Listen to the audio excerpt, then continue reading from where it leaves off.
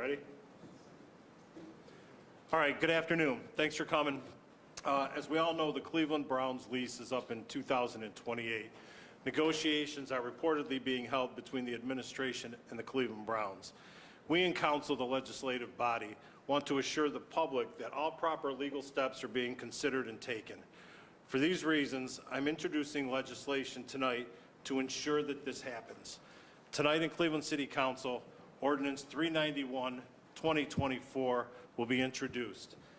This will be authorizing and directing the Director of Law to fully enforce the provisions of Ohio Revised Code Section 9.67 that imposes restrictions on the owner of a professional sports team that uses a tax-supported facility and that receives financial assistance from the state or the city.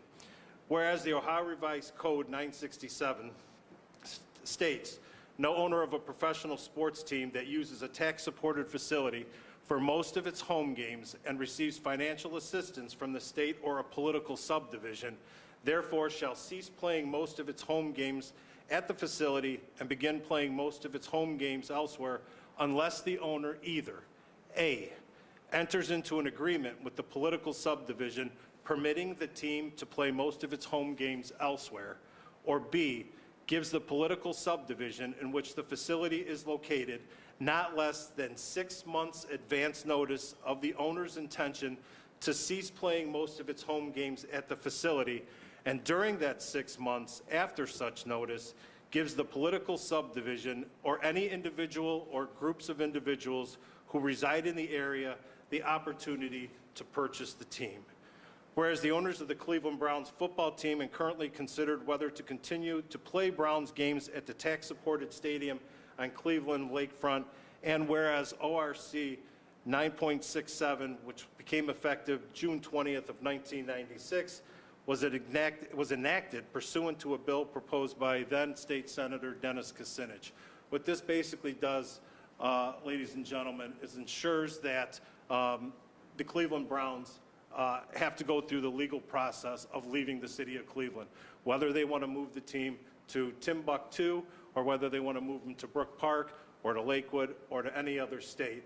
They have to go before the city, Cleveland City Council, ask for permission to leave that team or to move the team, or they have to give us 6 months notice and offer to put the team up for sale. We're hoping that the latter does not happen. However, this is going to ensure that the Cleveland Browns are going to be a part of the legislative process, and the Cleveland City Council is going to have a say-so in that. With that, I'll open it up to any questions that anybody may have. But we wanted to let everybody know that that this bill that is in the ORC and was used in 2018 to keep the Columbus Crew in Columbus under then Ohio Attorney General Mike DeWine, used this in order to assure that the Columbus Crew stayed in Columbus and didn't move out of that city. We're just getting our fair shake here in the city of Cleveland to ensure that the Cleveland Browns remain in the city of Cleveland. Has the team given any indication they would like to move from the lakefront prior to the expiration of the lease at the end of the 2028 season? I'm personally not privy to any conversations. If they've had those conversations with the administration, they have not shared them with us. However, we also want to ensure that, we as a council play a role in this as well. There's a couple of different legislative bodies that should be involved in there, or there's one legislative body that should be involved. There's a second branch of government that's also involved, but that third branch, which could end up taking this to the courts, are also involved. Can you explain the timeline, how this would work before we move to notice to leave? Well, as far as the ordinance that we're introducing tonight, it'll be introduced tonight. It'll go through the proper channels. Hopefully, it'll go before Finance Committee within the next 2 or 3 weeks. We'll hear it. It'll go to the mayor's desk for signature. If he signs it, that's great. But we're just making sure that all the legislative protocols are being followed with this potential move. In terms of the Browns actually saying, do you want to leave, giving that 6 month notice, what would the next step be? According to the law, and the law is the law, they would have to give 6 months notice, and then in that 6 months notice, they would have to offer the team for sale to either the political subdivision or a third-party entity who would agree to keep the team in the city. Is council legislation really necessary to pursue this process? As you mentioned, it's already outlined in state law. If the city wants to sue, can't the city just sue?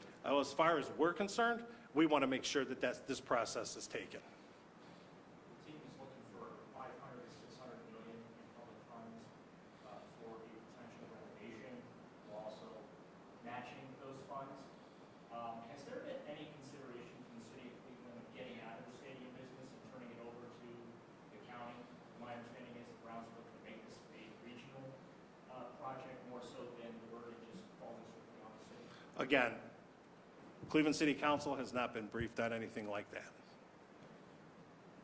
Councilman, what have you heard from the administration, not the Browns, but the administration about the ongoing negotiations? Mark, thanks for asking. What we've heard is exactly what you've been reporting, and other news outlets has been reporting. That's about as far as we've gotten. When do you see council having to be involved in it, and when do you think you should be informed of where things stand? I think we should have already been involved. I think we should be part of the process. As of right now, we're not privy to anything. If the team is sold, what happens to the stadium after it's split? That would all be part of negotiations on the sale, I would imagine. And I'm not saying the team's for sale. Don't get me wrong. I'm not calling for the Haslams to sell the team. Don't get me wrong. I'm just calling for the process of the state law to be followed. Are you aware if the Browns have communicated with the administration or city council in any way about the potential of a Brook Park stadium? The city council has not been briefed as far as I'm under that understanding. The administration may have been briefed.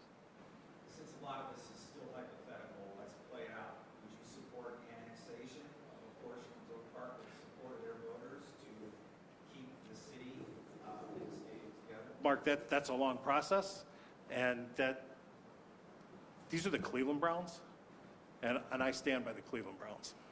So for the people of the city of Cleveland, a lot of people who are involved in the negotiations right now were either too young or weren't even involved or remember when the Browns left the first time.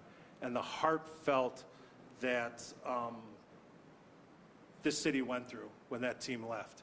And we want to assure that the Cleveland Browns remain the Cleveland Browns, and that this is a Cleveland team. It's not another city team. So that's me where I stand with it. A lot of times when legislation is introduced, obviously it involves a lot of stakeholders coming up to the table and testifying before a city council committee. Is this legislation also an attempt to get answers directly from the Cleveland Browns who may be asked to come and testify here about what they may be asking for? Cleveland City Council is an open and transparent form of government, and we would welcome anybody who'd want to come and speak on behalf of any entity to the table to give us any answers that we would want. Have the Haslams given you a specific breakdown of, is it looking for state, county, and city funding? Have they given you any type of, you've seen any type of a breakdown of how those numbers might fall and what the city's version potentially could be? I've seen nothing. Have you requested to see it? We're always requesting.